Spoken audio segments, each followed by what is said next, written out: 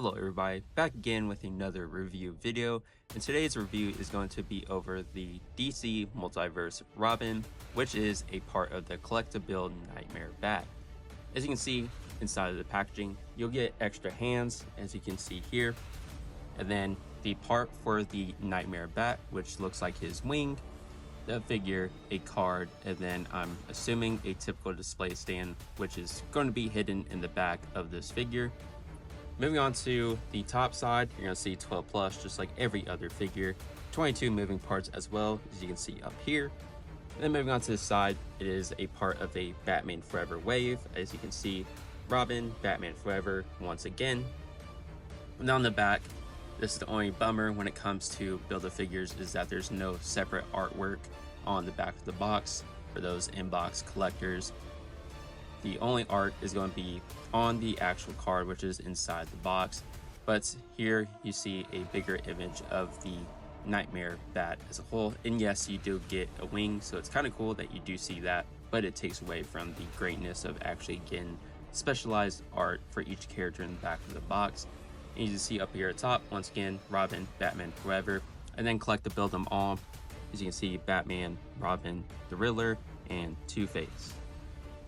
Moving on to the next side, you're going to see Robin once again, and for those who may be searching in store, here is the actual barcode. That being said, let's open it on up. Starting off, the first thing you're going to get is a typical display stand. Just a regular DC logo there in black, with one foot peg and being pretty thin. Seen it time and time again, so not much else to go over with that. And the next thing I'm going to show off is the actual Build-A-Figure wing. So you get the nice detail, kind of the veins popping through there, as you can see.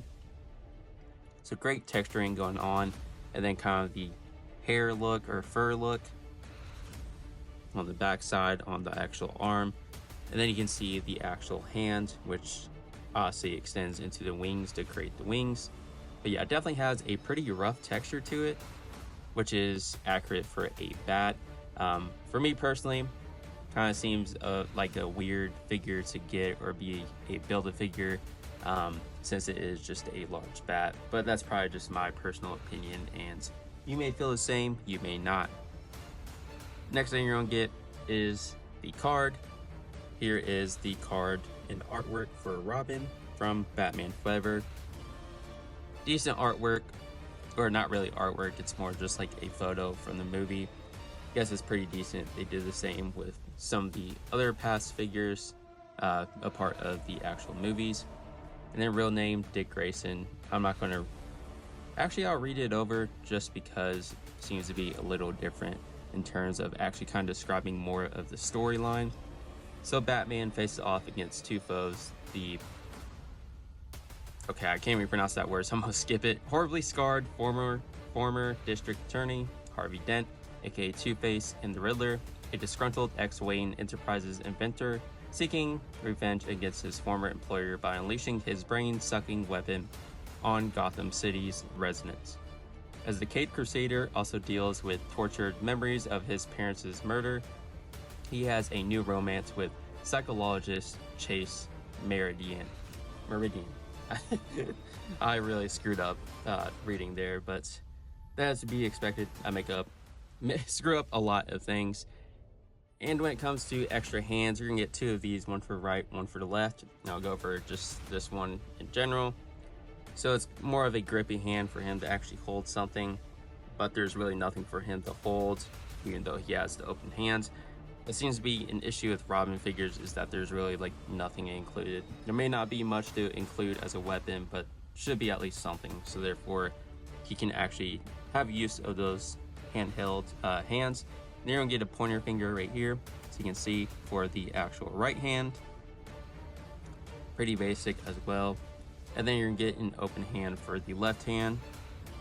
Fully extended hand, kind of like just a, I don't know how to describe it, about to grab something hand. That's probably my best description of what this is. And the reason you're all here is for the actual figure. So right off the bat, it's kind of a controversial figure because of the paint scheme. Not because of the colors, but because of the paint that's actually applied. He should definitely be more of kind of like a shiny color, and even his torso probably should be more of a darker red compared to a light red. But yeah, definitely should be a lot more shinier than it is. They really kind of dropped the ball on that part. There is some shininess to it, or like a glossy look, but it is not enough to be 100% like accurate to the source material. When it comes to the actual face sculpt, pretty well done face sculpt. Mine looks a little kind of rough in terms of the actual skin tone. You can tell it's like kind of blotchy the way it is, so that's kind of a bummer. But the eyes seem to be pretty decent for what they are. The lips are pretty good as well. The hair is pretty good, so that's nice to see. And once again, return of this cape, kind of, it was on another Robin figure recently released that I just reviewed as well, but I really like just the look in general. Yeah, it's definitely a thicker material. Feels more kind of like premium compared to the thinner capes kind of used in the past. But I really like also the double color with the black in the back and then the yellow on the inside, so that's nice to see. And then here on the belt, you get the nice shiny gold with the little kind of like Robin logo.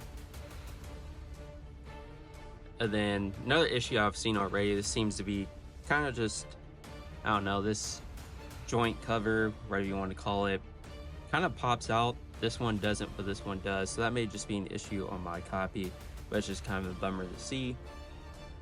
And when it comes to boots, just regular black with the logo as well. And the pants, or tights, whatever you want to call them, just regular green color. It's not a super complicated figure, but it is a bummer that they used this paint instead of making it look more glossy, and the fact that it probably should be more of a darker red compared to a purple reddish color like they used here. But yeah, let's get into the actual articulation. Start off with the head. You can hear it already, kind of tense, but it's not too tense. I actually like it's not too loose either. Go side to side, no issue. Full 360 if you wanted to, but I'm not going to show that off. When it comes to looking down, be able to look down this much, and then look up this much. And then yes, you can get side to side, down, down, side to side, kind of like level, and then side to side, kind of like twist and tilt upward. Then going into the actual T-pose, here you go, no issue there, perfectly fine. And when it comes to full movement and range of motion, there we go. Once again, the joints kind of popping out right there. I don't like seeing that joint cover, that is.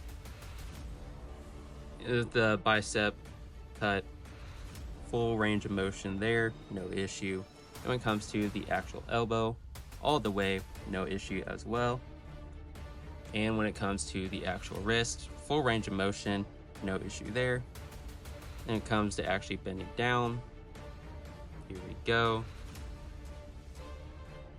Bend down about this much, and then go up this much, so a pretty good amount. And when it comes to ab crunch, bend back all the way like so. And it's really nice to see that there's not any parts being exposed on the inside, because that seems to be sometimes an issue depending on the mold. So I like how they did it there. Then bend forward about this much, and then yes, you can get full range of motion, goes side to side. Here in the hips as well, side to side. And when it comes to the splits, we'll get him to do splits pretty decent amount. I feel like I might have extended mine too much, so I may not want to push all the way, but that's what it's capable of, or what this figure is capable of. And then when it comes to the actual knee, there we go. Then moving down onto the actual foot, side to side, no issue. Go up about this much, and then down this much. And then getting into toe articulation all the way, super flawless like usual. That's pretty much the figure. Now let me get into my final thoughts. This Robin figure is okay, I would say. Definitely the paint application is not super impressive. Should probably be more of a darker green the more I think about it, and more of a darker red, and have more of that shiny look. You can kind of see some of the shine, but it is not enough to actually match the source material. The face sculpt is pretty decent, as I went over. I think they did a great job. I love the cape. Time again, I mentioned that because it can do a lot when it comes to actually posing the figure. This figure also lacks accessories. Like I said, with the open hands, probably should include something for him to actually hold if you're going to include the open hands. But yeah, I definitely think this figure is decent at best. Probably have to say maybe a 7.8 out of 10 from me. And that's going to wrap up today's review. If you did enjoy this review, please like, comment, and subscribe down below for more future content. But until then, I'll see you in the next review video. Peace out.